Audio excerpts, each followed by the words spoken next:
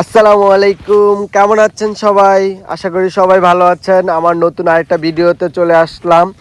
টানা 2-3 দিন বৃষ্টির কারণে খুবই অবস্থা খারাপ। দিন দিন পানিও বেড়ে যাচ্ছে বর্ষার। আমাদের এলাকাটা খুবই নিচু, তাই পানি অনেকটাই বেড়ে গিয়েছে তুলনাভাবে। তাই আমার পেঁপে গাছের গোড়ায় পানি চলে এসেছে। এই দেখুন, টানা 2-3 দিনের কারণে পেঁপে গাছ অনেকগুলোই আমার পড়ে গিয়েছে, আবার অনেকগুলো ভেঙে গিয়েছে। এই যে একটা পেঁপে গাছ কি পরিমাণ পেঁপে ধরেছে, এই ছোট গাছটা এত পরিমাণ পেঁপে ধরেছে, মাশাআল্লাহ ঢেলে। দেখুন পেঁপে গাছটা পেঁপের ভারী ওজনে ভেঙে গিয়েছে।